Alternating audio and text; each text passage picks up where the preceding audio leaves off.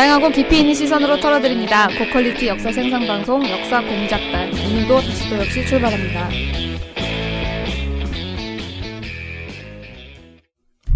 예, 안녕하세요. 안녕하세요. 안녕하세요. 안녕하세요. 만인만세 역사공작단 다시 또 역시 사회를 맡은 범인입니다. 자기소개해 주시죠. 조선시대 공부하고 있는 반봉입니다. 네, 중국에서 무공을 연마하고 돌아온 홍시입니다. 고대사 공부하고 있는 기랑입니다. 네, 한국 고대사 공부하고 있는 아라입니다. 또 나왔습니다. 이제 계속 나와주실 거예요, 아라 선생님은. 예. 저희 이제 패널이시죠. 예, 저희- 패널로 영입이 됐습니다. 네. 와. 그리고 저희 홍시 선생님께서 저번에 무협 특집을 기념으로 중국을 직접 다녀와서 뭐 하셨어요? 뭐 배우고 왔어요?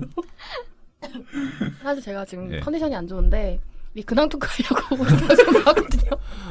그래서 제가 형주랑 시안에 갔어요. 네. 그래서 형주가 다들 아시다시피 삼국지의 고장이잖아요. 예, 그래서 그렇죠. 이 관우가 죽은 그 장소 거기서 그 기분을 느껴보려고 간 건 아니고 사실 제 친구가 형주 사람이라서 형주 갔는데요. 그래서 가보니까 약간 너무 우물한 개구리였다는 생각이 들었어요. 여기 고려, 신라, 경주 뭐 이런 거 되게 너무 작고 그냥 여기서 되게 소꿉놀이 하고 있는 느낌. 형주 가니까요, 막 장강이 무슨 바다 같아요. 바다 진짜 정말 짱. 이건 말로 표현할 수 없고요. 그 또 사실 제일 제가 인상 깊었던 거는 그 시안에 저 병마용갱도 물론 그렇지만 함원전이라고 있어요. 네. 함원전이요? 예. 예. 대명궁이라고 해서 당나라 당나라의 때의 궁궐인데 그 황궁이 있는 터를 곳이죠. 황궁이었던 곳인데 터를 이렇게 해놓은 곳이에요. 근데 그 함원전에 그 들어가면은 진짜 거기가 자금성의 4.5배라고 하던가? 그러니까 무지하게 넓어요. 그래서 정말 큰데 함원전이 들어가자마자 대문 바로 다음에 있는 곳인데요. 그 사신들을 맞이하던 곳이에요. 외국 사신들을 맞이하던 곳인데 누가 거기 올라가면 당나라 황제 같은 기분을 느낄 수 있다. 그래서 올라가 봤거든요. 진짜 느낄 수 있어요. 진짜 당나라 황제 할 만한 것 같아요. 왜냐면 올라가면요. 그 함원전 바로 뒤에 선정전이 있어서 선정전은 정치를 하던 공간이고 함원전은 사신을 맞이하던 공간이잖아요. 근데 함원전 기단이 압도적으로 높아요. 그래서 올라가면은 그 엄청 밑을 내려다보면서 이 외국 사신들이 나를 우러보게 만든 그 공간적 구조. 근데 그 넓이가 그 상상 초월입니다. 정말 여기 경복궁 귀여워요. 저 여기 오면서 삼격궁 봤는데 너무 귀여운 거예요. 아담하고. 한국 짱입니다. 네. 그래서 그런 걸 많이 느끼고 왔어요. 그게 재밌었어요, 정말. 저도 가봤어요. 가서 그 위에 올라가면 정말 기분이 되게 새로워요. 앞쪽을 쭉 보면은 광장이 굉장히 넓게 펼쳐져 있거든요. 그러니까 이 황궁의 정문과 함원전 사이 공간에 굉장히 넓은 광장이 정말, 있어요. 네. 그래서 쫙 펼쳐지는데 거기가 이게 궁이 완성이 된 게 아마 660 몇 년인가 그럴 거예요. 그래서 이게 백제 의자왕이 죽은 백제 멸망한 이후인데 고구려 멸망한 다음에 보장왕은 아마 의자왕은 아마 아닌 것 같고 보장왕은 아마 거기 끌려와서 그 앞에서 무릎 꿇었을 거예요. 예, 그러니까 제가 가보니까 느낌을 알겠어요. 그걸 선생님. 상상해 보면은 저기 천 몇백 년 전에 보장왕이 와서 여기 네. 앞에서 바로 저 앞에서 무릎 꿇고 있었겠구나 생각하면은 되게 기분이 아, 묘해요. 진짜 이상해요. 예, 그리고 뒤에 보면 이제 뭐 온갖 건물들 터 같은 것들 다 복원해 놨거든요. 건물을 올린 건 아닌데 터 같은 것들은 다 이제 정리해 놨어요. 근데 보면은 여기가 뭐 양귀비가 있던 데고 막 여기가 현종이 있던 데고 막 이렇게 생각하면은 되게 이제 답사의 묘미죠. 네. 예, 그런 현장들을 이제 보게 되면은 좋습니다. 두 분이 되게 많이 다르네요. 예? 기랑 선생님은 약간 그 보장왕의 애환? 슬픔 이런 걸 집중하는데 홍시 선생님은 황제에 그냥 다 올리고 싶어하는. 근데 약간 이게 성향이 다르군요. 저는 이제 조아리는 거에 대해 감정이입하는 쪽이고 여기는 다 꿀리겠다. 홍 이분은 선생님은 권력을 내려다보는 원래 거. 좋아하시니까. 아니 사실 권력의 화신 역시. 그것보다는 그냥 그 신라 말에 유학생들이 당나라에 가잖아요. 근데 갔다가 돌아오잖아요. 그 신라에 돌아왔을 때 그 느낀 답답함이라던가 그런 게 그냥 사료 속에서 생각하던 거랑 가봐서 확 느껴지는 거랑 너무 다른 거예요. 저만 해도 지금 한국처럼 이렇게 삐까번쩍한 나라에서 살고 있는데도 불구하고 시안에 한번 가보니까 와 진짜 정말 그런 생각이 드는데 당시에 신라에서 유학생들이 당나라에 가서 거기 온갖 인종들이 다 있었거든요. 그 대청진사라고 해서 이슬람 모스크도 갔다 왔는데 시안에 있는 막 그런 데 있다가 돌아오면 얼마나 답답했을까. 그런 울분을 어떻게 해소했을까. 그런 것들이 어떻게 이 고려의 건국으로 이렇게 역사적인 추동이 되는 그런 원인이 됐을까, 배경이 됐을까 이런 생각을 좀 하게 됐어요. 네. 그냥 재밌었어요. 그리고 진짜 사실 역사 다 떠나서요. 진짜 음식 맛있어요. 맛있어요. 정말 맛있어요. 좋아하셨군요. 저 정말 근데 사실 시안보다는 형주 음식이 훨씬 입에 맞아서 형주가 음식이 좀 더 맵고 시안은 좀 더 느끼해요. 근데 음식이 너무 맛있어가지고 저는 또 중국인 친구들하고 같이 가서 완전 현지인 맛집으로 다녔거든요. 근데 저 오기 싫더라고요. 한국 음식이 하나도 생각이 안 났어요. 살찌는데 중국에 오래 있으면은 네, 좀 약간 저 살쪄서 온 것 좀 같아요. 기름진 음식도 먹고 해서. 중국에서 백주 빼고 다 맛없었는데. 진짜요? 중국 다 입에 안 너무 맞아가지고. 음식이잖아요. 이건 사람마다 달라요. 맞으시는군요. 저 중국에서 살려면 살 수 있을 것 같아요. 음식 때문에. 딴 게 아니고.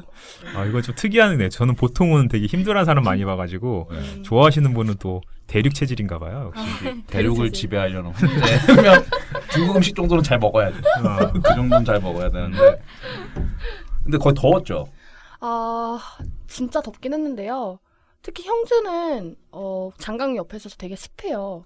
그래서 엄청 덥긴 했는데 근데 그 전에 서울에 있었던 거랑 서울이 너무 더워가지고 사실 큰 차이 안 났어요. 서울이랑 큰 차이가 없네요. 큰 차이 없고요. 제가 딱 서울에 와서 서울 왜 이렇게 덥지? 약간 그런 느낌일 정도로. 근데 시안은 또 중간에 시안 날씨가 좀 특이한 게 막 이렇게 하늘이 쨍쨍한데 비가 막 와요. 그래서 여우비. 여우비인데 여우비가 약간 폭풍우처럼 와요. 와, 여우비.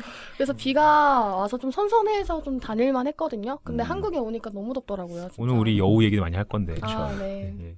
이렇게 더운 날 저희 이제 시원한 곳에서 녹음을 하고 있는데 저희만 시원할 수 없어서 청취자분들의 더위를 날려주고자 또 무서운 이야기 이런 걸 준비했는데 중요한 건 이번 편은 안 무서워요. 안 무서운 얘기인데 기묘한 이야기인데 여러분 뭐 그래도 아라 선생님께서 아주 재밌게 더위를 날려줄 재밌는 이야기를 이제 준비해 오셨어요.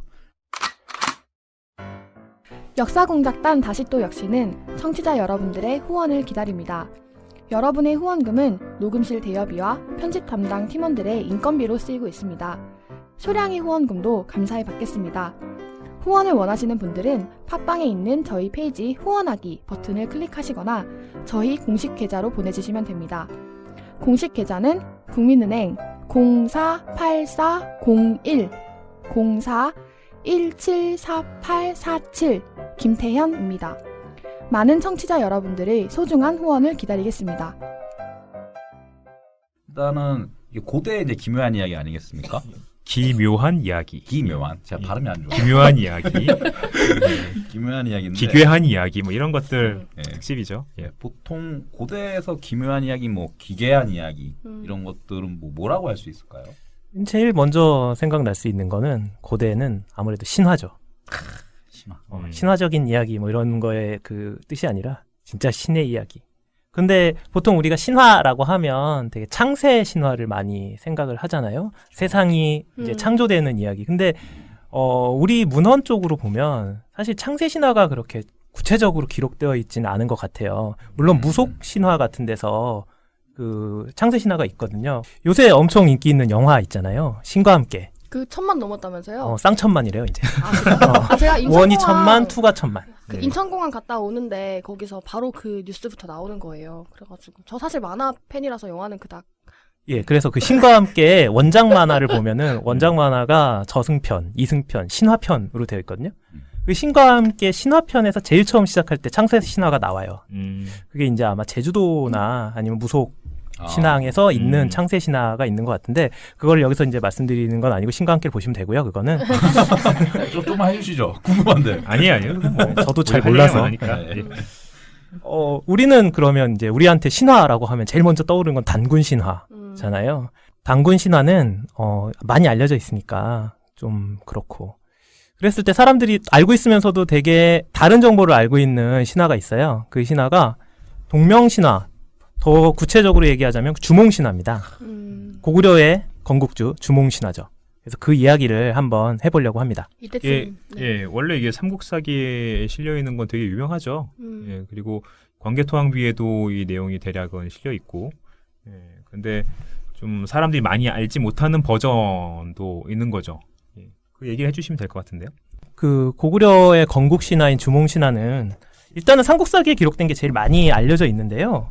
그건 말고도 광개토 대왕비, 또 모두루묘지명이라고 하는 고구려 금성문이 있어요. 거기도 아주 살짝 되어 있고, 또 위서라고 하는 중국 측 문헌에도 비슷한 이야기가 남아 있습니다. 근데 이제 그것 중에서 가장 다채롭고 신비로운 내용을 전하는 거는 이규보의 그 서사시가 있는데 동명왕편이라고 하는 서사시가 있어요. 거기에 전하는 구삼국사라고 하는 책에서 가져왔다는 동명신화입니다. 구삼국사 저 대충 알아요. 저도. 이거 그거 아닙니까? 이게 고기일 수도 있고 고기를 통칭하는 걸 수도 있고 예. 아니면은 실제로 구삼국사라는 책이 남아 있을 수도 있다. 근데 지금 현존하진 않는다. 그렇죠. 그렇죠. 그러니까 삼국사기라는 것이 편찬되기 전에는 이런 삼국사라는 옛날 책이 있었는데 고구려백제 신라에 대한 역사 기록을 남긴 책이 이미 있었는데 문제는 이 책이 되게 이 성리학은 아니고 유학자의 눈으로 봤을 때는 되게 허랑방탕한 내용들이 많고 좀 허접해 보이고 이 수준이 낮아 보였던 거죠. 그래서 김부식이 삼국사기를 만들 당시에는 이제 그런 부분들 상당히 삭제하고 참고는 하되 상당히 이제 정리를 한 거죠. 유학자의 눈으로 봤을 땐 세련된 형태로 그렇게 해서 만들어진 게 삼국사기이고 삼국사기가 이후에 대부분 사람들이 고대 삼국의 역사를 공부할 때는 이제 김부식의 삼국사기 이제 보게 됐기 때문에 구삼국사가 분명히 뒷시기까지도 계속 존재는 했을 텐데 어느 시점에선가 이게 사라져 버리는 거예요. 사라져서 이제 현존하진 않게 됐는데 그 구삼국사의 내용 일부가 이제 전승이 되는 거, 전해지는 형태가 이제 삼국유사에도 일부 남아 있고 뭐 동명왕편이나 이런 데도 일부 남아 있는 거고 뭐 이런 식인 거죠. 근데 이규보가 살았을 때는 그 구삼국사라고 하는 책이 있었나 봐요. 그래서 이규보가 1193년에 책을 구해서 봅니다. 이규보가 보니까 삼국사기에 있는 것보다 훨씬 신비로운 이야기가 많은 거예요. 그래서 이규보는 아마 이게 김부식 선생이겠죠. 자기 입장에서는 김부식 선생께서 매우 이상한 얘기를 기록해서 후세에 전하는 건 좋은 게 아니다. 옳지 않은 일이다. 라고 생각해서 많은 내용을 삭제한 것 같다. 라고 생각을 했어요. 근데 그렇지만 우리나라가 성인이 이룩한 나라임을 온 세상에 알리고 싶다. 그러니까 이런 사적을 한번 노래로 기록해 본다. 라고 이야기를 했어요. 근데 여기서 성인. 예. 근데 이게 뭐 성리학의 성인은 아닌 것 같은데 그럼 그렇죠. 성자할 때 그 성인이죠. 성자고 예, 예. 성리학에서도 뭐 성인 뭐 이런 얘기 안 하나? 아니 유학에서 원래 그런 네. 성인이라고 부르죠. 공자도 성인이죠. 근데 보통 유학자들은 이런 기이한 얘기나 이런 걸 싫어하는데 그 기이한 얘기에서 성인을 뽑아내서 내가 설명하겠다. 이게 뭐 이거 뭐 하는 사람이야? 아니, 그런 컨셉은 아니고 네. 동명왕에 대해서 전해지고 있는 시중의 얘기들이 보면은 안 좋게 보면은 되게 허황한 얘기인데 좋게 보면은 이게 성스러운 사람들은 당연히 뭔가 일반 사람들과 다른 모습 있잖아요. 네. 그러니까 그게 잡스러운 그런 이상함이 아니라 성스러운 이상함 정도로 이해를 하는 거죠. 그래서 둘 다 이상한데. 그래서 그건 이제 신이한 걸로 이제 봐가지고 일단 이규보는 그렇게 봤어요. 그래서 그 기록을 남긴 거죠. 예. 그래서 정리하면은 또 이규보 선생님께서 기존의 선생님께서 선생님? 네. 뭐 이규보 학자? 예, 이규보라고 하시죠. 이규보께서 아니 이거 잠깐만 이거 짚고 넘어가지고 뭐라고 해야 돼? 그냥 이규보라고 하면 되죠. 그래요? 그러니까 저는 이런 이 공인이나 혹은 옛날 사람들은 그냥 이름 부르면 돼요. 근데 이걸 가지고 뭐 선생님이라든지 혹은 뭐 호를 불러준다든지 이런 거 정말 필요 없는 짓이거든요. 근데 제가 얼마 전에 들은 얘기인데 우리나라에서 되게 안 좋은 거예요. 이제 뭐 조선시대나라든지 뭐 이런 전공하시는 분들이 어디서 발표를 하는데 그 사람의 이제 문중 사람들이 오는 거예요. 그럼 난리가 난다는 거죠. 그러면 하더라고요. 반드시 무슨 선생님이라고 부르거나 호를 붙이거나 가산이라고. 이러지 않으면 뭐 난리를 치고 해가지고 곤욕을 치르는 사람들 얘기도 있다고 하는데 저는 이게 정말 이상하다고 생각해요. 이게 네. 무슨 조선시대도 아니고 그 정도는 우리가 가지고 있지 않아요? 예, 그러니까 그냥 공적으로 우리는 방송하는 거니까 이름만 불러도 된다고 봅니다. 아 예, 그냥 이규보라 해야겠네요. 어쨌든 이분이 기존에 어떤 삼국사기나 이런 데 기록되지 않았던 동명왕편을 삼국사기에서 뭐라 그래야 되죠? 가져온 거죠 다시. 가져온 거죠. 본인이 이제 다시 재정리를 했다고 이제 볼 수 있는 거죠. 재정리라기보다는 네. 그러니까 노래를 만든 거죠. 노래를 만들었는데 동명왕편이라는 이제 노래를 만들 때 이제 글자 수 맞춰가지고 시를 만드는 거잖아요. 그러다 네. 보니까 이제 서사가 100% 전달이 안 되죠. 그러니까 중간중간에 주 형식으로 달아요. 그러니까 이 19의 이 부분은 사실은 구상국사의 이런 내용 하면서 이렇게 달아주는 거예요. 예, 그래서 우리가 구상국사의 내용을 확인할 수가 있는 거죠. 아, 그래서 그러면 이 내용은 어떤 식으로 돼 있는 거죠, 그러면? 이게 우리가 이제 삼국사기를 통해서 알고 있는 그 주몽신화의 내용보다 훨씬 신기한 얘기가 많아요. 먼저 해드리자면 처음에 삼국사기에 있는 주몽신화는 부여왕 해부루라고 하는 사람이 고년이라는 곳에 가가지고 금화왕을 얻습니다. 돌이 눈물을 흘리고 있는 걸 봐가지고 그 밑을 파봤더니 개구리같이 생긴 아이가 있어가지고 그 아이를 꺼내서 아이를 금화, 왜냐면 빛나는 개구리처럼 생긴 애라고 해서 금화라고 한 이름을 물 짓고 밑에서 태어났다고요? 예. 물 밑에서. 예. 진짜 개구리 아니에요, 그럼? 그래서 이게 제가 아는 한 선생님은 그건 업둥이에 대한 이야기다. 둥이가 엉뚱이요? 뭐죠? 아, 어버다 길러자르. 쉬운 아이. 죽어왔다. 예, 예, 예. 근데 그런, 저 이거 약간 쓸데없는 얘기일 수도 있는데 저 형주에서 개구리 고기 먹고 왔어요. 우리 몸통까지 두 다리 말고? 근데 사실 개구리 저 그런 거 진짜 못 먹거든요. 네. 족발, 회 이런 것도 잘 못 먹고 뭐 다 못 먹는데 친구들이 시켜줘가지고 먹고 왔어요. 아, 금왕을 씹어 드시고. 금화는 아니었겠죠. 그냥 와였겠죠. 네. 청화나 뭐 이런 애. 청화 정도. 네, 죄송해요. 예. 제가 보니까 지금 중국은 개구리도 맛있다. 이 발언 너무 갑작스러워서 제가 봤을 때 홍 선생님은 아직도 중국에 가 있어. 마음은 계속 대륙에 가 있는 거야, 마음은. 저 진짜 이 대륙의 그 경험을 오늘 같이 공유하고 싶어요. 저희가 하찮게 보이시겠어요?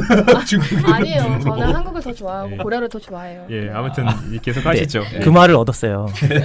왜냐면 자식이 없었는데 잘됐다 한 거죠. 그런데 어느 날 꿈을 꾸는데 하늘에서 목소리가 내려와서 여기는 내 자손들이 다스릴 땅이니까 너는 다른 데로 가라 라고 해가지고 이 가서번이라고 하는 곳으로 가서 부여의 왕이었는데 동부여라고 하는 나라의 왕이 됩니다. 거기까지는 삼국사기의 내용과 같은데 그리고 나서는 그 원래 해부루가 있던 곳에는 해모수라는 사람이 불현듯 나타나가지고 왕을 했다라고 되어 있는데 이 얘기가 되게 자세하게 되어 있어요. 어떻게 되어 있냐면 해모수가 5마리 용이 이끄는 수레를 타고 하늘에서 내려옵니다. 오룡거. 예. 오룡거. 녹색 전차 해모수. 예, 그렇죠. 아, 그 크리스탈 모으는. 네? 그거 만화인데요. 뭐? 에? 만화인데 네, 그걸 만화죠. 모아야 돼요, 뭘. 아 그래요? 그래서 떠나는 여행이에요. 저는 그 만화의 존재는 아는데 보지는 않았어요. 저는 아. 봤습니다. 근데 네. 그 오룡고는 지금으로 치면 람보르기니죠. 예. 근데 얘가 이제 내려오잖아요. 하늘에서 내려왔잖아요. 아침에는 나라를 다스리고 저녁이 되면 하늘로 이렇게 올라가는 생활을 반복을 합니다. 출퇴근하는군요. 출퇴근이죠. 근데 이제 사냥을 나갔다가 압록강이라고 되어 있는데요. 하백의 딸, 하백이라고 하는 건 물의 신이죠. 예, 하백의 딸 세 자매를 만나가 돼요. 근데 이 세 자매들이 해모수가 가니까 다 숨어버립니다. 그러니까 이 왜 숨어버렸지? 라는 생각에 이 여자를 만나보려고 이제 생각을 하는데 주변에서 뭐라 그러냐면 이게 집을 지어놓으면 얘들 만날 수 있을 것이다 해가지고 말채찍으로 이렇게 땅을 그으니까 구리궁전이 만들어져요. 왜 근데 굴일까요?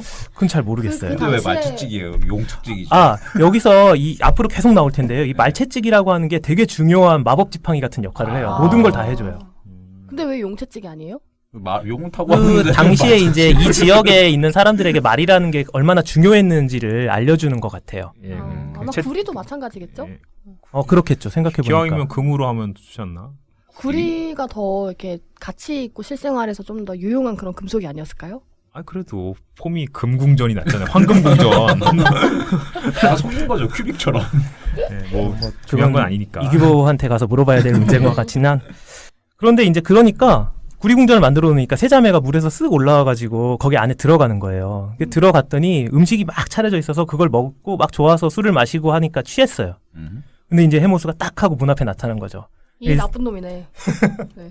원래 이런 나쁜 놈들이 많아요. 그리고 전반적으로 하늘에서 내려온 그 천재 아들은 다 나쁜 놈들이에요. 약간 재벌 3세 느낌. 예, 맞아요.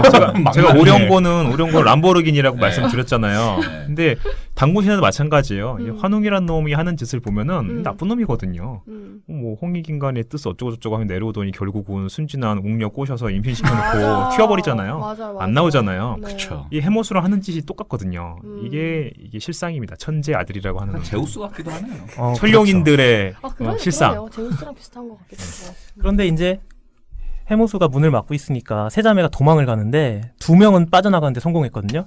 근데 첫째 딸이었던 유화만 잡혀버려요. 참.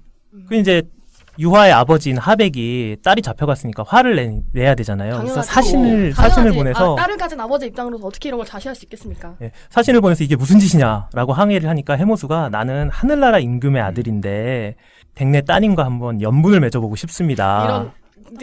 일종의 혼인 신청을 한 거죠. 이게 납치 혼이죠, 일종의. 예. 그랬는데 그러니까 하백이 그럼 너는 무슨 재주가 있느냐라고 이제 만나서 한번 우리 재주를 겨뤄보자라고 합니다. 그래서 서로 재주를 겨루는데 어떻게 되냐면 하백이 먼저 잉어로 변해요.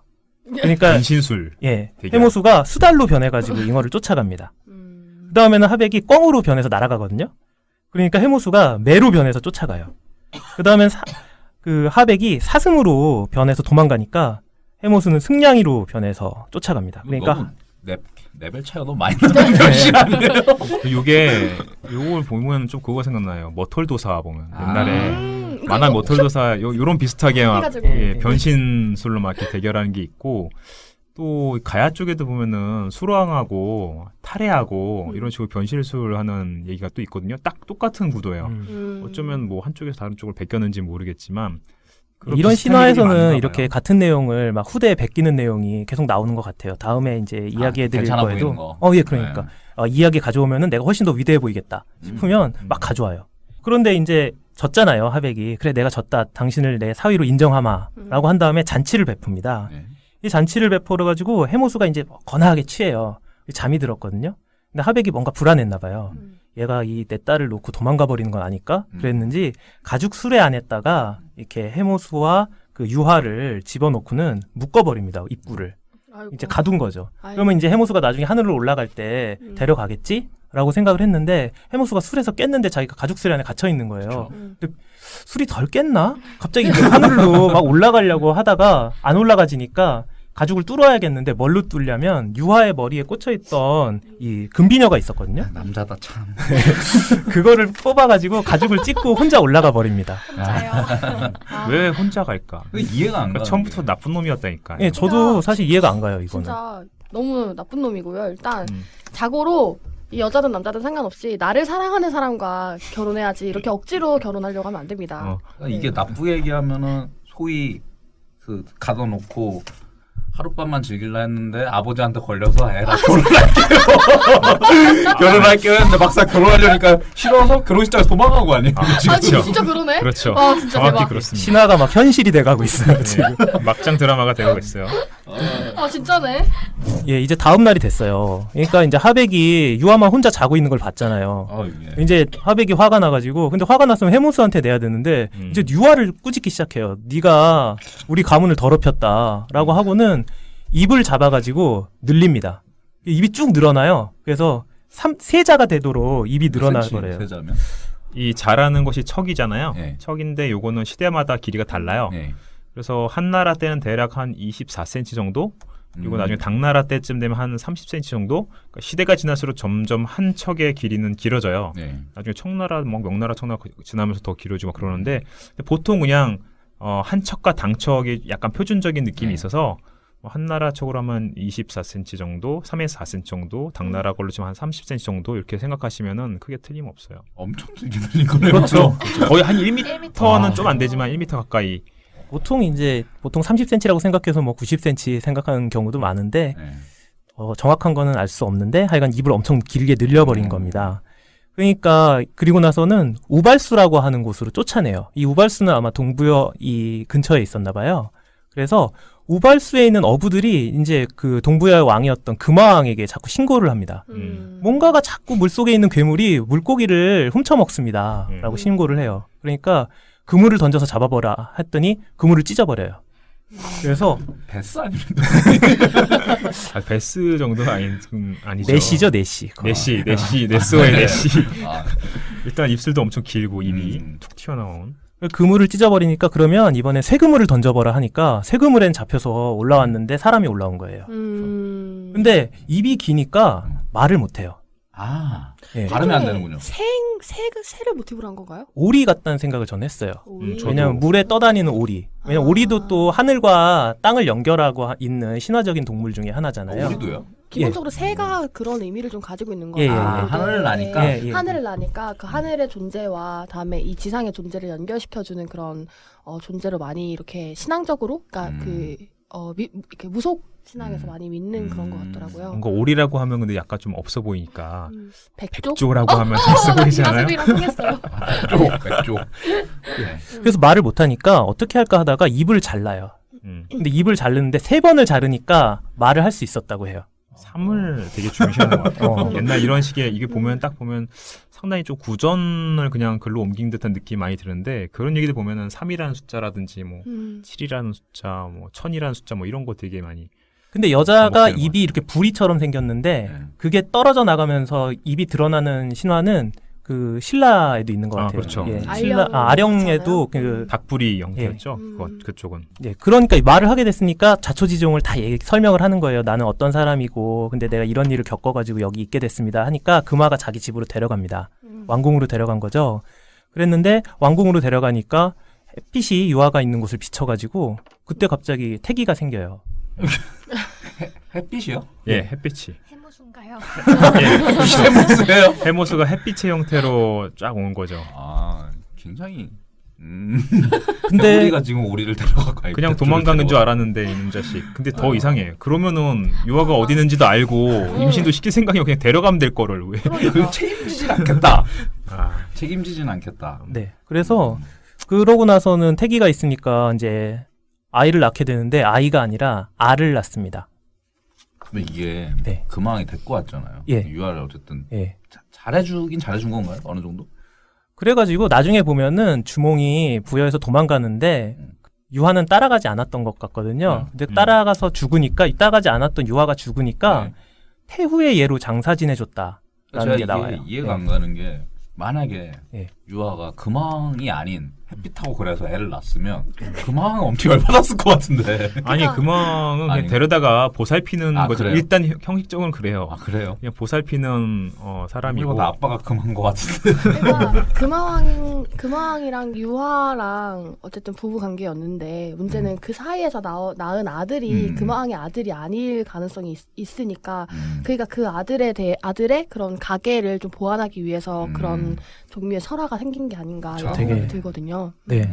그럴까요? 근데 유아하고 금화랑 같이 결혼했다는 식의 얘기는 전혀 없죠. 그렇긴 하죠. 그런데 어떤 선생님들 같은 경우에는 이제 주몽을 금화의 서자로 보면서 음. 유화가 일종의 첩 같은 거다라는 식으로 이해하는 선생님들도 계시더라고요. 서자로 이해할 수도 있다. 예, 서자로.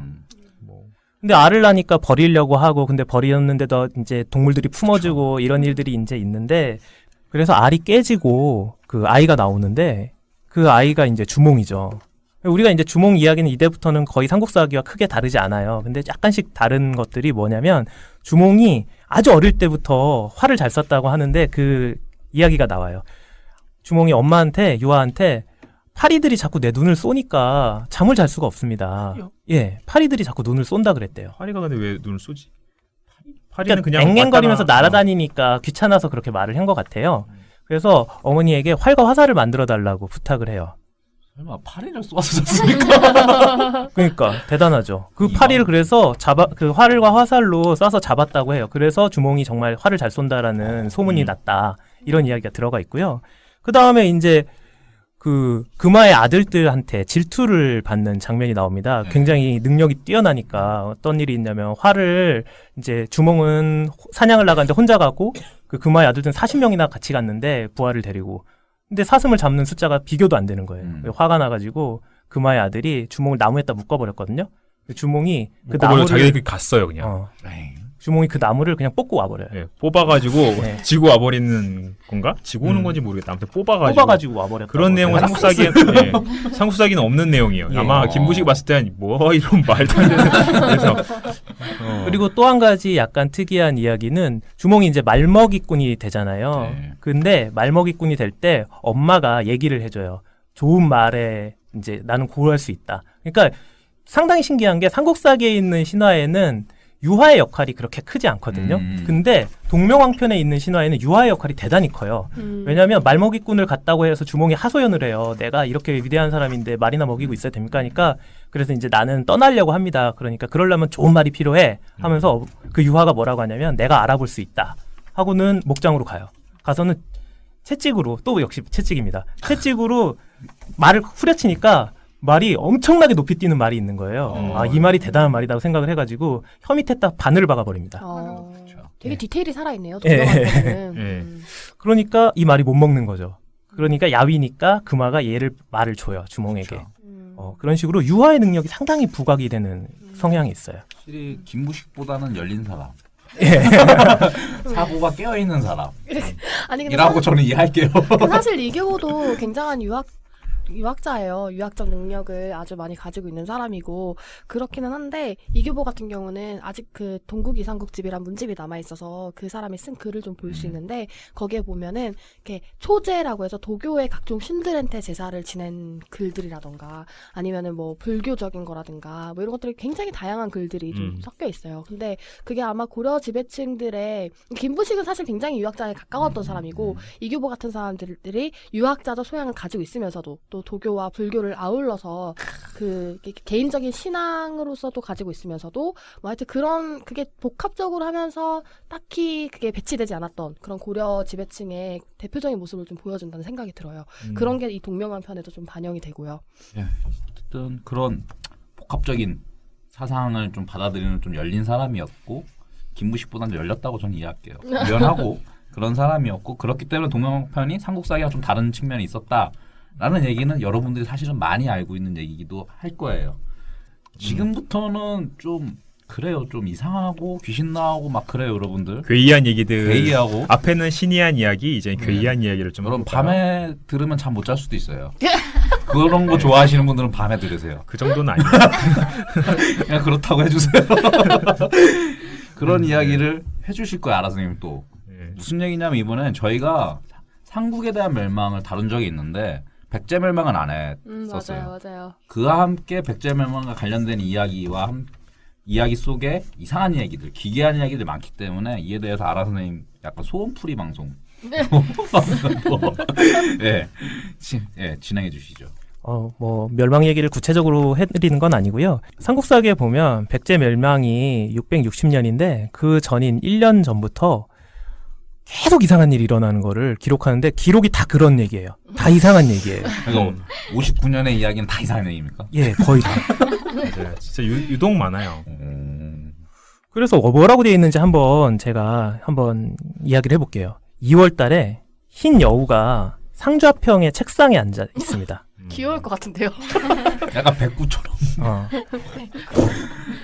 근데 4월 달엔 진짜 이상한 일이 일어나요. 4월 달에는 태자궁의 암탉이 참새와 교미를 해요. 저는 새가 교미한다는 게 아예 상상이 안 되는데 닭하고 참새. 저도 잘 모르겠어요. 네. 5월 달에는 사비하가 이제 사비성을 흐르는 강인데 그 강에 길이가 3장인 물고기가 죽어서 떠오릅니다. 3장이면 아까 기준으로 하면 1m 좀 안 되는 건가요? 아니죠, 이제. 장은 좀 더 달라요. 10배죠. 척에 또 10배이기 때문에. 참치 같은 건가? 이거 바다고래? 아니면 바다상어? 너무 죽은 지 오래돼서 꿇었거나. 고래상어. 예. 매너티. 이거 고래라고 생각하면 근데 되게 이건 자연스러운 그렇게 이상한 얘기는 아니에요. 사비하가 어딘지가 중요해요. 금강이죠. 예. 금강에서 고래가 그렇죠. 금강이라고 하니까 이상하네. 강에서 고래인 줄. 금강 하구면 그럴 수 있죠. 하구. 하구 쪽이. 그리고는 8월에는 여자의 시체가 생초진이라고 하는 곳에 떠올랐는데 이 생초진이라는 곳은 잘 몰라요. 지금 기록은 모르지만 역시 이것도 사비성 그러니까 부여 근처에 나루터. 있었을 것이다 라고 생각을 하는데 길이가 얘는 또 18자. 시안에서 바로 제가 계산이 안 돼요. 18점이 몇 cm죠? 여기 다 문과생들이라 가지고요. 이런 거 되게 약해요. 제가 빨리 계산. 엄청 큰 거죠? 그러니까 어디 보자. 그러면 3m. 5.4m. 그렇죠. 한 6m 가까이 되는 거죠. 예. 사람이니까. 그거 거인이네, 거인. 거인이네요. 근데 그냥 일반 여자 시체가 떠올랐으면 티할 리는 아닐 텐데 엄청 키가 큰. 그러니까 5, 6m 엄청 되는 크니까 여자. 기록을 굳이 한 거죠. 이 정도면은 살아있을 때부터 주목받았을 것 같은데 이상하네요. 근데 그거 있잖아요. 갑자기 생각난다. 제주도에는 이제 거인 신화가 있잖아요. 맞아요. 제주도에서 죽은 거인이 이렇게 떠내려온 거 아닐까요? 뭐 진교의 거인인가? 아니 제주도에 딱 진격의 그런 거인인데. 거인 설화가 있어요. 설문대 할망이나 마고할미 같은 그런 설화들이 있어서 이 제주도의 마고할미는 이 제주도의 섬을 이렇게 만들었다는 일종의 창세신으로 아무튼 제주도에는 거인에 대한 그런 얘기들이 있으니까 정말 제주도에 거인들이 살고 있었으면 헤엄쳐서 근데- 금강까지 온 거예요. 제가 8월 말에 제주도 가는데 공부하고 올게요. 8월 말에 언제 가세요? 30일부터 9월 2일까지. 아 그래서 다음 주에 제주도 가거든요. 아 그래요? 네 답사로. 저는 놀러. 근데 예. 저 이거 보면서 생각이 든 게 사실 이게 실제였을 리는 없고 그렇죠. 네. 이게 막 주역 같은데 보면은 주역의 구절들이 사실 되게 이상한 얘기들이 많지만 그게 일종의 문학적인 비유일 가능성이 상징. 높거든요. 상징과 비유. 그래서 이런 것들도 어떤 뭐 흰 여우라던가 아니면 암탉과 참새라던가 이런 것들이 뭔가 상징을 가지고 있었을 가능성은 없는지. 그래서 아, 흰여우 그렇죠. 같은 경우에는 어떻게 해석하는 사람들이 있냐면 흰여우가 상자평의 책상에 앉았다는 거잖아요. 상자평의 책상에 앉아 있는 놈이 여우 귀신이라고 하는 뜻을 이렇게 가지고 있는 게 아니냐. 그러면 당시 상자평이 뭔가 정치를 잘못해서 그 당시에 이제 백제 사람들한테 비난을 받았고 그런 게 이런 이야기로 남은 게 아니냐라는 이야기가 있어요. 보통 이제 흰 여우가 만약 그랬다 하면은 나중에 우리 여우 얘기를 좀 할 텐데 여우들이 이제 남자를 홀려가지고 뭔가 정사를 그르치는 여자들이 여우의 뭐 화신인 것처럼 얘기되는 경우들이 있어요. 그러니까 이거는 이 상자평의 옆에 있는 어떤 뭐 부인이라든지 혹은 첩 중에 누군가가 뭐 정사를 막 그르치고 있어. 그러면은 그거를 이제 흰 여우라고 표현을 할 수도 있는 거죠. 약간 치마폭 정치 소위 얘기하는 뭐 그런 느낌. 근데 이제 이런 일이 다음 해인 660년에도 이어지거든요. 그게 이어져가지고 이때 2월에는 서울의 우물물이 핏빛이 돼버리고 무서워. 서해 바닷가에서는 물고기들이 나와서 죽었는데 이걸 다 먹을 수 없을 정도로 많이 죽었대요. 그러니까 많이 먹을 수 없. 그러니까 많아서 다 못 먹었다는. 그렇죠. 너무 많아서. 나 먹을 수 없는 물고기가 떠올랐다는 줄. 그렇군요. 그래서 그 물고기의 피가 이제 나와서 그런지 그때 사비하가 핏빛이 됐다라고 합니다. 사실 이런 거 있을 수 있지 않나요? 이번에 너무 폭염이어서 그 고온 현상 때문에 예. 물고기 엄청 맞아요. 때려서 지금 그거 2월이에요, 있었어요. 2월. 2월에 폭염. 2월에 폭염 아닙니까? 2월엔 너무 추워서. 죄송합니다. 네. 근데 이상 기류 때문에 그럴 수 있어요. 그러니까요. 원래 어떤 온도에 살고 있는 어류들이 있는데 갑자기 이상 기류로 바다의 온도가 갑자기 확 바뀌면서 애들이 떼죽음 당하는 일이 있을 수 있죠, 뭐. 그리고 그때 이, 마침 노을이 비친 거죠. 예, 그리고 이 일이 되게 신기한 건데 소설이었어요. 예, 4월이 되면은 그 갑자기 백제 서울의 거리에서 사람들이 막 까닭없이 막 놀라가지고 달아나는 사람들이 생겼대요. 근데 막 누가 붙잡으러 온 것처럼 했다는 거예요. 그래가지고 막 넘어지고 엎어지고 해가지고 죽은 사람이 100명이 넘었다는 거죠. 근데 이런 얘기는 제가 기억이 확실하진 않지만 조선시대나 이런 데도 좀 있는 것 같아요. 그래요? 갑자기 사람들이 막 공포에 질려서 어디로 막 도망을 가는 귀신을 일들이 봤나? 귀신을 본 게 아니라 뭔지 모르지만 동요가 되는 거야. 사람들이 동요가 돼서 막 도망을 가는데 이유는 알 수 없고 뭐 전란이 났다 이렇게 소문이 났는지 모르겠지만 그런 식의 좀 약간 일들이 종종 있었던 것 같아요. 그리고 이제 6월이 됩니다. 6월이 됐는데 대단히 유명한 일이 예, 일어나죠. 그렇죠. 예. 궁궐 안으로 귀신이 한 명 들어와요. 한 명이라고 하니까 좀 이상하다. 귀신인데 여러 명이 하나가 들어와요. 예. 근데 이제 수비병들이 보다가 이상하잖아요. 너 누구냐 하니까 그 귀신이 백제는 망한다. 백제는 망한다. 라고 소리를 지르다가 갑자기 땅속으로 쑥 들어가는 거예요. 근데 이게 삼국사기죠. 예, 삼국사기요. 삼국사기죠. 구식이 형 저기 이런 거 왜 의도가 너무 있는 거 아니야? 이거? 약간 그런 것 같기도 해요. 나중에 이제 얘기를 좀 더 해볼 수 있을 것 같은데요. 네. 그 싹 들어가니까 땅에 이제 자국도 없고 네. 이상하다라고 생각해서 땅을 파봐요. 근데 또 여기서 땅을 팠는데 또 3자가량 팠습니다. 또 3이네요. 좋아요. 예. 그 거북이가 한 마리 있는 거예요. 거북이. 예, 파니까 땅 안에. 그래서 거북이를 들어봤더니 등딱지에 뭐라고 글씨가 써져 있는데 백제는 둥근 달과 같고 신라는 초생달과 같다라고. 유명한 얘기죠. 예. 네. 이제 의자왕이 궁금해가지고 무당을 부릅니다. 무당을 불러서 맞춰봐라 이게 무슨 뜻이냐라고 했죠. 그러니까 무당이 멍청하게 고지고대로 대답합니다. 둥근 달과 같다는 것은 가득 찼다는 것이니 가득 차면 기울 것이고 초생달과 같다는 것은 아직 차지 않은 것이니 차지 않으면 점점 가득 찰 것입니다. 그러니까 딱 들어보니까 가득 찬 거는 기운다. 백제는 기운다. 그리고 이제 찰지 않을 것은 가득 찰 것이다. 신라는 뜰 것이다. 라고 하니까 의자왕이 기분이 나쁘잖아요. 그래서 무당을 죽여버립니다. 말을 잘해야 돼요. 어디든지. 왕이 잘못 한 거죠. 그렇긴 한데. 너무 왕에 이입되시는 거 아닙니까? 계속. 무당 얼마나 불쌍해요. 불쌍해서 고지고대로 말아버렸어요. 얘기해. 막 어디서 쫓으면 근데 이제 왕이 또 물어봐요. 근데 여기 되게 재밌어요. 기록에 보면 무당이라고 안 돼 있고 물어본 사람, 이번에 물어본 사람은 어느 사람한테 물어봤다고 되어 있어요. 그러니까 주변에 있는 누군가한테 그냥 물어본 거예요. 물어보니까 둥근 달은 왕성하다는 것이고 초생달은 미약하다는 것이니까 백제는 왕성하고 신라는 미약해진다는 뜻입니다. 라고 하니까 왕이 되게 좋아했다고 합니다.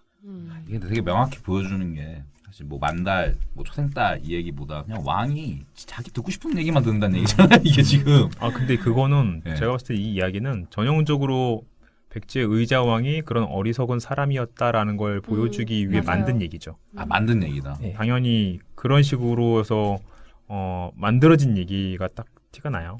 상당히 구성이 돼 있잖아요, 재밌는 게 네. 그 한국사기에 보면 고구려가 망할 때랑 네. 신라가 망할 때는 이런 얘기가 없어요. 왜 유독 백자가 이렇게 싫어해요? 근데 아까 제가 말씀드렸던 이상한 1년 전부터 일어났던 이상한 일들이 지금 얘기하는 의자왕의 이 어리석음을 이렇게 설명하기 위한 어떤 게 전조 같은 식으로 만들어진 게 아닐까라는 생각이 들어요. 그렇다면 이거는 아마도 신라 쪽에서 기록이 남아가지고 나중에 백제가 이렇게 어리석은 왕이 있었기 때문에 우리한테 망하는 건 당연하다.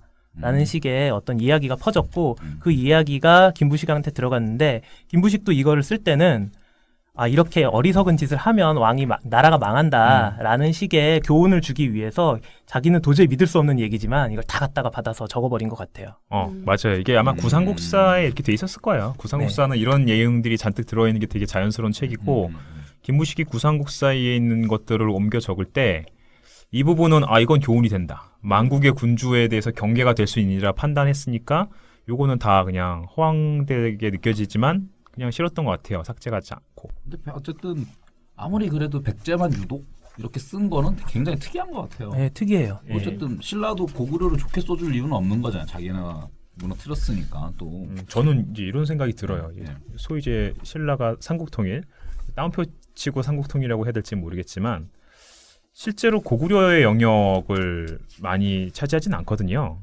기존의 고구려 땅에서 신라가 이제 편입한 부분은 굉장히 적어요. 그리고 특히 황해도 일대라든지 평안도 일대 이쪽은 통일 신라 이후에도 상당히 뒤시기에나 여기를 다시 제압하게 되지 거의 손을 놓는 반독립적인 상태가 계속 유지가 되고요. 그러니까 결국은 신라가 이 660년과 668년 뭐 이렇게 등등등 이렇게 백제와 고구려를 멸망시킨 이후에도 신라가 주로 이제 제압을 해야 됐던 대상은 백제인들이었던 거죠. 백제인들이 막 이제 새로 막 나라를 부흥시키겠다 이렇게 하는 건 이제 신라인들이 주로 제압을 했단 말이에요. 고구려보다는 백제가 이제 그런 존재라서 백제는 왜 망해야만 했는가에 대한 신라인들의 어떤 프로파간다가 필요했던 것 같아요. 그러니까 백제에 대해서는 이렇게 굉장히 망조가 들었다는 걸 나타내는 이런 식의 소문이라든지 얘기들을 많이 만들어서 삽입했을 가능성이 높지 않나?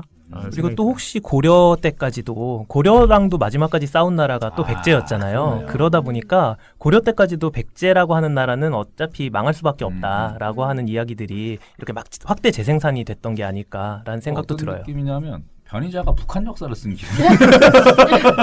물론 김부식이 변희자는 아니지만 약간 그런 것 같은 느낌이 들기도 했는데 한편으로는 김부식은 그런 것들보다는 또 왕의 태도, 국왕으로서의 태도를 오히려 강조하기 위해서 이런 얘기를 가져다 써서 교훈적으로 하고자 했다라고 이해를 할 수 있을 것 같아요. 네, 지금까지 백제멸망 이야기 그리고 앞에는 저희 뭐였죠? 주몽신화 이야기를 다뤘는데 핏빛 얘기 한 번 나왔어요. 점점 무서워질 것 같아요. 피 얘기가 나오기 시작하면 이제 무서워지는데. 근데 여기서 귀신 얘기가 좀 나오긴 했잖아요. 그렇죠. 그러니까 지금 백제에 귀신이 등장했잖아요. 이 귀신이 한 역할이 뭐 그렇게 많지는 않고 뭐 백제가 망한다고 경고를 하고 들어간 정도인데 사실 옛날에 이거 무슨 극화로 한 게 있었어요. 어린이들이 보는 무슨 뭐 그런 걸로 뭐 백제가 망한다 이렇게 연기한 게 있었는데 저는 어렸을 때 그거 보고 되게 무서웠거든요. 네. 그럴 때 그 귀신은 꼭 이렇게 산발한 여자 귀신이에요. 그래서 삼국사기 글로 보면은 별로 이렇게 무섭지 않은데 저는 어렸을 때 그거 보면서 꽤 공포스러웠어요. 근데 귀신 얘기를 뭐 고대의 귀신 얘기를 조금 더 해보자면 사실은 귀신 얘기에 대해서 좀 귀신의 존재나 이런 거 디테일하게 얘기하는 건 조선시대쯤 가야지 기록들이 좀 그렇긴 하지만 고대 귀신과 관련된 얘기 중에서 제일 유명한 건 삼국유사에 실려 있는 비형랑 얘기예요. 이 비형랑이라는 건 뭐냐면 이 신라에 진지왕이라는 왕이 있었죠. 별로 이렇게 유명한 왕은 아니에요. 그 큰 업적을 남긴 사람은 아닌데 어쨌든 이 진지왕이라는 사람이 되게 이제 경주에 있는 예쁜 여자를 소문을 듣고 이 사람을 이제 가까이 하려고 했는데 이 사람이 남편이 있다고 그걸 거부한 거예요.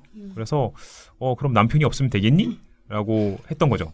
나중에 근데 이 진지왕이 일찍 죽었어요. 죽어버리고 그 여자의 남편은 아주 죽게 됐는데 이 밤마다 이제 임금 귀신이 찾아오는 거예요. 너 이제 남편이 없잖아. 하면서 찾아오는 거죠.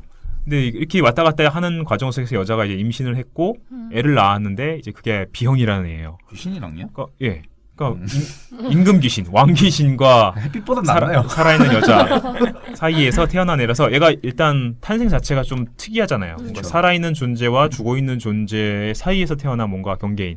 그러니까 영화로 치면 그 블레이드가 그 있잖아요. 흡혈귀랑 인간의 사이에서 태어난 그런 존재가 있어요. 아닌데? 트와일라이트. 거기서도 그런 게 있나요? 아무튼 그런 존재 있잖아요. 아닌 것 같아요. 아니면 옛날에 되게 유명한 만화 있는데 그거 뭐더라? 되게 유명한 만화인데 그거 뭐지? 뱀파이어 헌터인가? 예, 뱀파이어 헌터라는 것도 그렇고 뭐 아무튼 그런 존재라고 볼 수 있겠어요. 비형이라는 존재는 삶과 죽음의 경계에는 좀 특이한 존재고 그래서 얘가 이제 진평왕이 얘를 데려다가 이제 궁중에서 키웠는데 얘는 근데 이제 귀신들하고 노는 거예요. 일단은 살아있는 사람인데 귀신들하고 통하는 거죠. 그러니까 귀신들하고 놀고 막 이러니까 밤에 새벽에도 막 밤늦게 귀신들하고 놀고 이러니까 약간 신들렸나 봐요. 지금 그렇지. 도깨비의 김권 아닙니까 이거? 그래서 이제 이 임금이 얘한테 이제 일을 시키기도 해요. 너 다리 한번 지어봐요. 귀신들 이용해서 했더니 정말 귀신들을 시켜가지고 하룻밤 만에 막 다리를 짓고 막 이런 식의 일들도 하는데 귀신 중에서 좀 쓸만한 애 없니?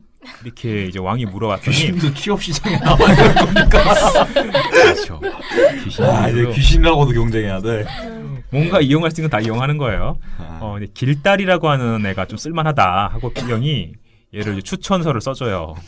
길달 얘는 정직하고 애가 능력이 있습니다. 추천서 써줘서 네. 이 길달이 이제 임금님을 섬기는 거예요. 똑똑하고 일을 잘해가지고 일을 잘했어요. 근데 요 녀석이 나중에 갑자기 도망을 가요. 길달이라는 녀석이. 근데 여우로 변해서 도망을 가요. 아마 일하기 싫었나 봐요. 내가 여우로 변했다. 난 자유로운 귀신인데 지금 임금한테 속박돼가지고 맨날 이용만 당하고 일만 하고. 근데 저도 저 같아도 죽어서까지 일하라 그러면 진짜. 그리고 그렇죠. 죽지도 않기 때문에 언제 끝날지 진짜 이거 24시간 일을 시켰는지 네. 왜 도망가는지는 정확히 이제 나오진 않지만 갑자기 여우로 변해서 도망을 가버리니까 이 추천서를 써준 비형이 좀 면이 안 살잖아요. 그렇죠. 그래서 그런지 이제 잡아다가 죽여요. 길달을. 귀신을 죽이다. 네, 귀신을 잡아 죽여요. 약간 소멸? 그래가지고 이제 그 다음부터 이 귀신들이 이제 비형의 이름만 들으면 무서워서 뭐 도망갔다는 뭐 이런 얘기들도 있어요. 그래서 상당히 재밌는 소재죠. 이제 비형 가지고 아마 컨텐츠 만들어진 것들도 있을 거예요. 만화라든지 뭐 이런 것들. 선덕여왕에서 그 비담이 약간 비형하고 비슷하지 않아요?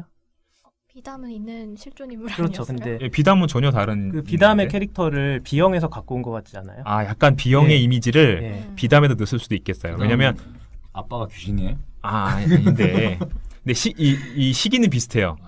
그리고 선덕여왕 드라마에서의 비담은 되게 연령이 고증이 되게 이상해요. 원래는 비담이 되게 나이가 많은 사람이어야 되는데 선덕여왕하고 거의 비슷한 나이대로 나오잖아요. 그래서 저는 딱 그 비담을 봤을 때 이거 비형을 이미지를 놔두고 하는 거구나라는 생각을 했었어요. 저는 그런 생각 못했는데 듣고 보니까 약간 그런 면이 있네요. 그러니까 왜냐하면 선덕여왕에서 비담 약간 좀 애가 귀기어린 면이 있잖아요. 약간 사이코패스 같은 면인데 비형의 어쩜 좀 약간 특이한 그런 면모를 비담에다 이미지를 캐릭터를 만들 때 좀 썼을 수도 있겠다라는 생각도 들긴 하네요. 근데 컨텐츠가 있을 것 같다는 생각도 드는 게 이게 확실하진 않은데 제가 만화를 엄청 좋아하거든요. 웹툰을. 근데 그 기량이라는 작가님의 천년 구미호라는 작품이 있어요. 기량이요? 기량. 기량이라는 작가가 있어요? 네, 있어요. 세상에. 제가 말이죠. 아니세요, 사촌 선생님이랑? 댓글들 보면요, 저는 기량이거든요. 근데 사람들이 자꾸 기량이라고 댓글들 다시는 분들이 계시는데요. 기량은 작가고요. 기랑입니다 저는. 네, 그래서 그 기량 작가님의 천연구미호라는 작품이 있는데 네. 거기서 그게 이제 어떤 그 구미호 남자 구미호가 주인공이에요. 근데 그게 귀신들하고 막 귀신들의 세계와 다음에 현실 세계를 왔다 갔다 하는데 그걸 보면서 약간 비형 생각이 많이 났어요. 그게 또 복식이나 이런 게 다 삼국시대 복식으로 많이 나오거든요. 그래서 이 귀신과 인간 세계의 그 중간인 존재들, 이런 귀신을 부리는 존재들, 그 사이에 뭔가 이야기들, 이런 거 좀 소설이 되게 만화가 나오기도 한 것 같아요. 저 상당히 재밌어요. 이 삼국시대 고대에는 뭐 귀신 얘기가 이렇게 많지는 않지만 조금씩 확인되는 것들 보면은 분명히 그 시대에도 뭐 이런 식의 귀신의 존재, 뭔가 인간 현실 세계와는 다른 세계에서 살고 있는 존재들, 그 이질적인 존재들 이런 거에 대한 인식은 상당히 많이 있었던 것 같고요. 뭐 다른 시대로 가면 이제 좀 더 이렇게 구체적으로 기록들이 더 많이 남아 있으니까 할 얘기들이 더 많겠죠. 이게 저희가 근데 사실 옛날 거 보면서 기이하다 막 이렇게 생각하는데 저희 좀 어렸을 때 이야기 속으로랑 아 예. 네, 토요미스테리도 토요미스테리. 거의 이 정도급 얘기예요. 저희도 이게 제 옛날 거라서 약간 그런 관점이 있지. 지금 시대에도 이런 얘기들은 계속 있는 것 같아요. 지금 옛날에 그런 얘기 옛날에 이야기 속으로 진짜 무서웠는데. 아 그거. 이야기 속으로랑 토요미스테리 그리고 전설의 고향 이제 어차피 옛날 걸 얘기하는 거니까 좀 다른데 그 두 개는 생각해 보면 요새는 또 비슷한 거 있는지 모르겠어요. 요즘 그거 네이버에서 그거 하는데요. 그 남약 특집으로 만화 기획하는 거 매년 하는 거 요즘도 하거든요. 그래가지고 저 어제 밤에 보다가 진짜 너무 무서워서. 아 맞아. 요즘에 웹툰에서 이제 공포 웹툰들 보면은 상당히 잘 만드는 것 같고, 그리고 웹툰이 가지고 있는 굉장히 힘이 있잖아요. 네, 그렇죠. 종이로 보는 거랑 다르잖아요. 네. 소리를 쓸 수 있다는 거. 그리고 막 옛날에 플래시로 막 옥수동 튀어나와가지고 네. 손 튀어나온 거. 네. 옥수동 귀신인가? 네. 막 그걸로 맞아. 옥수역 귀신인가? 옥수역 예, 예, 귀신. 옥수역 귀신. 그런 식으로 전 되게 그런 거 싫어하거든요. 그 너무 좀 약간 좀 비겁하다. 저런 식의 옥수역과는 깜짝 놀라잖아요. 근데 그래도 어쨌든 웹툰이 가지고 있는 여러 가지 가능성 중에 하나인 것 같아요. 네. 어제 그거 보다가 어제는 보는데 그 딸랑딸랑 소리 있잖아요. 무속 방울 소리. 그거를 삽입을 해놓으신 거예요. 만화에. 그래가지고 보는데 옆에서 친구가 가지고 제발 끄면 안 되냐고 너무 소리 지르고 그러더라고요. 예. 또 요새는 또 웹툰에서 또 무서운 이야기가 이제 많군요. 소리랑 그 동원해가지고. 웹툰이 제일 적당한 것 같아요. 그런 컨텐츠 전달. 사실 제 꿈이 만화 작가였어요. 그래요? 그림을 못 그려서 제가 역삭제를 하고 있거든요.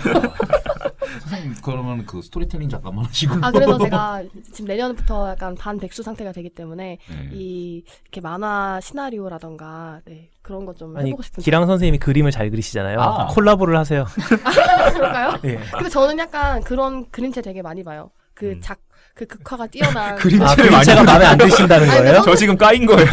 바 저는 면전에서? 그림을 못 봐서 잘 모르겠지만 저는 약간 굉장히 화려하고 드라마틱하면서 이 연출을 잘 반영할 수 있는 그런 그림. 되게 냉정하시네요. 아니 저 선생님 그림 한 번도 본 적 없어요. 죄송해요. 이만큼의 틈도 안 주시네요. 우리 알겠습니다. 선생님은 황제 되시면 되게 잘하실 거예요. 네. 저는 만화 작가나 네. 만약에 제가 수학을 잘했으면 천문학자. 그래서 요 세 가지 중에서 아마 했을 것 같아요. 황제는 별 관심 없고요. 그 판단은 청취자 여러분들께서 해주시고 저희가 이제 이야기를 이제 끝내야 될 것 같은데, 주몽설아랑 백제별망 이야기 그리고 기랑 선생님께서 말씀해주신 귀신 잡는 비영랑 여기까지 해본 것 같아요. 여러분들이 이제 어떻게 느끼셨는지 재밌게 들으셨을 거라고 믿고, 다음 이야기는 이제 고려시대 기괴한 이야기, 무서운 이야기일 수도 있고 기묘한 이야기일 수도 있을 것 같습니다. 그러면 다음 시간에는 그 얘기를 다뤄보겠습니다. 만인만세 역사공작단 다시 또 역시 다음 주에 또 뵙겠습니다. 감사합니다. 고맙습니다. 감사합니다. 아.